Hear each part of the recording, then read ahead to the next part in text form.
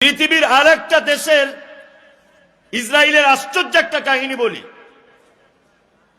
পৃথিবীতে একটি মাত্র দেশ আছে যে দেশে বিকল্প কোনো সংগঠন তাদের নেই। আমাদের মুসলিমদের মধ্যে দেখুন, হানাফি, সাফি, মালিকি, দেওবন্দি, পাথরচাপড়ি, আজমির, কাশ্মীর, তবলিগ, ফারাইজি, ন্যাংটো বাবা, গাছওয়ালা বাবা, কাপড় পড়া বাবা, তালা বাবা, ভর্তি দলে ভর্তি। আছে না নেই? আছে। পৃথিবীর একটি দেশ আছে যেখানে কোনো দল নেই, সবাই একটাই ডাক, আমরা ইহুদি। তারা কারা? ইসরায়েল। এখানকার কিছু তথ্য আপনাদেরকে আমি দিলাম, এটা কিন্তু মনে রাখবেন, এটা মনে রাখবেন। বর্তমান মুসলিমদের এই অবস্থা কেন? 2011 সালের আদমশুমারি হয়েছিল, বয়স্ক মানুষরা বলতে পারবেন। 2011-তে আদমশুমারি হয়েছিল না? এই আদমশুমারির রিপোর্ট অনুযায়ী 2011 নাম লিখতে পারে, নাম লিখতে পারে, নাম লিখতে পারে এইরকম মুসলিম পুরুষদের সংখ্যা হচ্ছে 72%, আর নারীদের সংখ্যা 68%। নাম লিখতে পারে, ভালো করে বোঝার চেষ্টা করুন। 1 2 3 4 5 6 7 8 9 10 মাধ্যমিক পর্যন্ত 2011 সালের আদমশুমারি অনুযায়ী মাত্র 6.5%। বোঝার চেষ্টা করুন। তারপরে এলো বিয়ে, 1 থেকে নিয়ে বিয়ে পাস পর্যন্ত 2011 রিপোর্ট বলছে আমি আদমশুমারি, মুসলিমদের সংখ্যার হার ছিল মাত্র 3.5%। ইহুদিরা কত পার্সেন্ট বিয়ে পাস? 98.5। আর আমাদের বিয়ে পাসের সংখ্যা 3.5। 2011 কথা বলছি আমি, এখনকার কথা বলছি না। আমাদের মাধ্যমিক সংখ্যা 6.5 মতো, ভালো করে বুঝবেন। এইবার আপনার সঙ্গে আমার যে আলোচনাটা, আমরা কোন জায়গাটা মার খাচ্ছি এইটা আপনাদেরকে এবার তুলে ধরি। আচ্ছা, আপনাদেরকে একটা কথা বলি, ইসলামের ভিত কটি বলুন? এতক্ষণ যা বলেছি এগুলো মনে রাখবেন, আমি পরে গিয়ে ধরবো।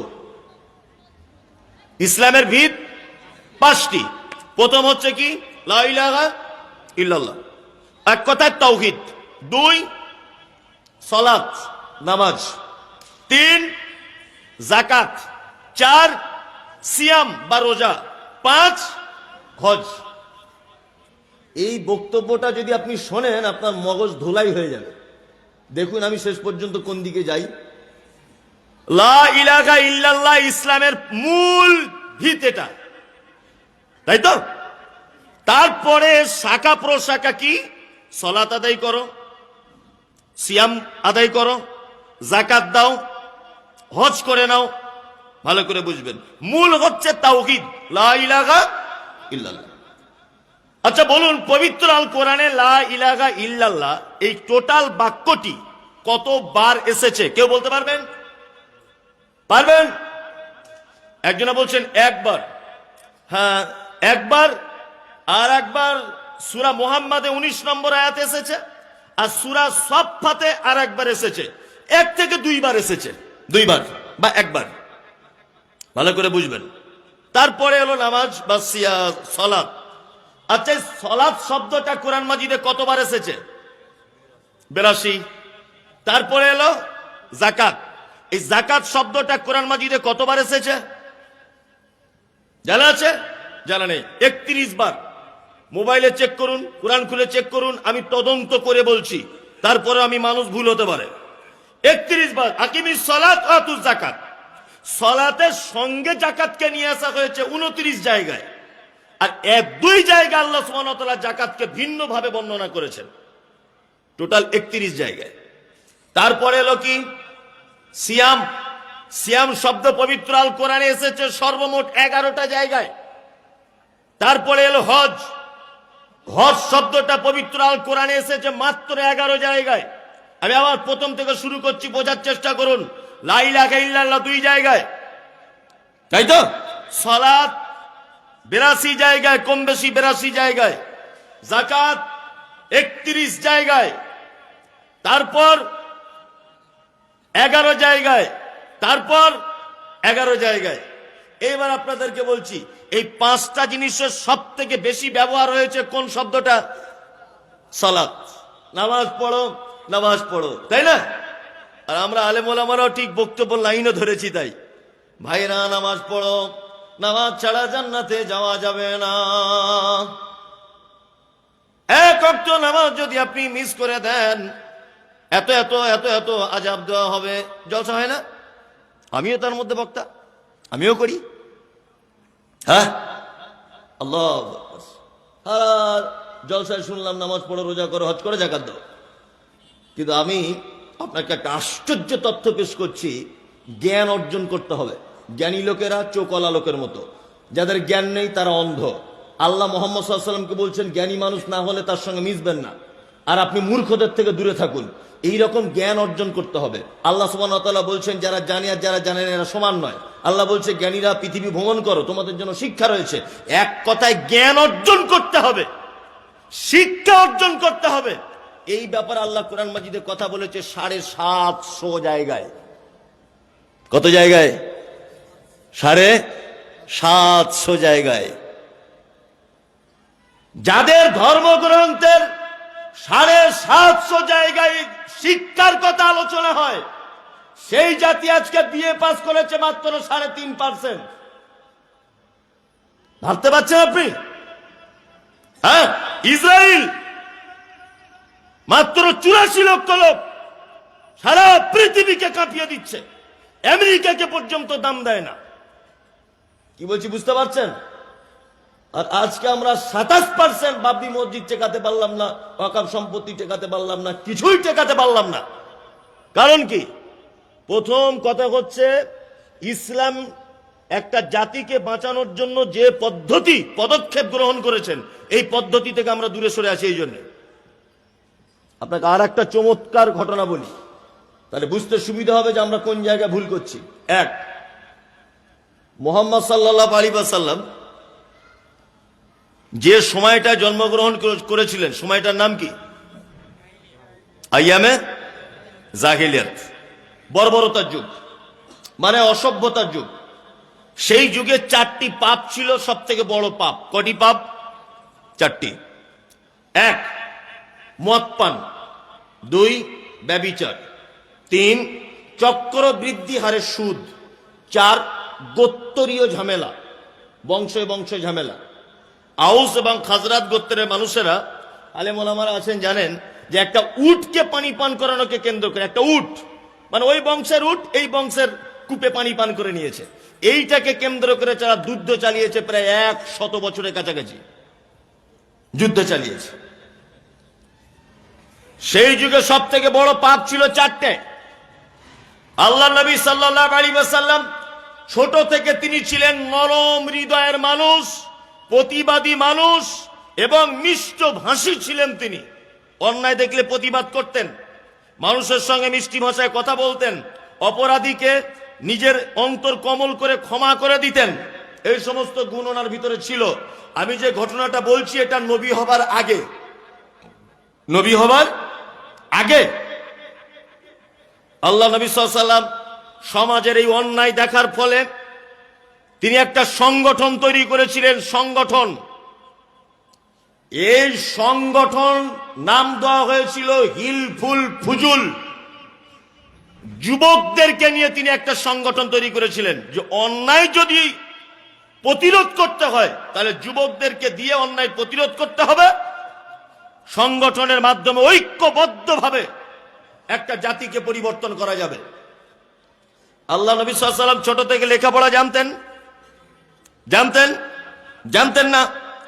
এরই মাঝখানে মুহাম্মদ সাল্লাল্লাহু আলাইহি ওয়াসাল্লাম যেতেন কোথায়? গারে হিরায় আল্লাহ ধ্যান করতেন।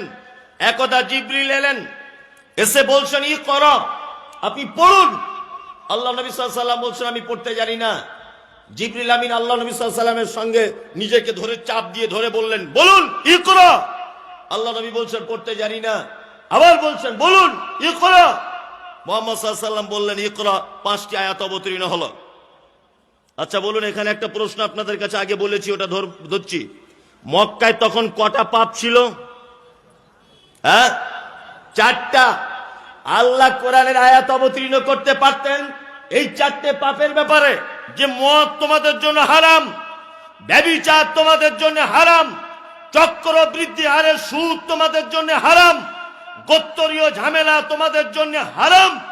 এই প্রসঙ্গে আয়াত অবতীর্ণ না করে মুহাম্মদ সাল্লাল্লাহু আলাইহি ওয়াসাল্লামকে গারে হিরাতে ডেকে নিয়ে গিয়ে বলছেন, ইকরা, আপনি আগে পড়ুন, আগে পড়াশোনা করুন,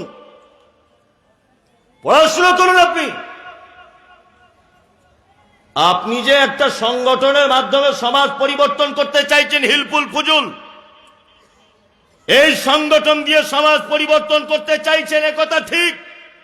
তবে আপনি যে লেখাপড়া জানেন না, আগে আপনি পড়াশুনো করুন, ইকরা পড়ুন। তার মানে বুঝতে পারা যায় একটা জাতিকে যদি অন্ধকার থেকে টেনে আলোর দিকে আনার কোন পথ যদি থাকে, একটা জাতিকে বাঁচাবার কোন রাস্তা যদি থাকে, দুটি জিনিস দিয়ে একটা জাতিকে বাঁচানো যায়। এক, ক্ষমতা হিসাবে যুবক সমাজকে ব্যবহার করতে হবে।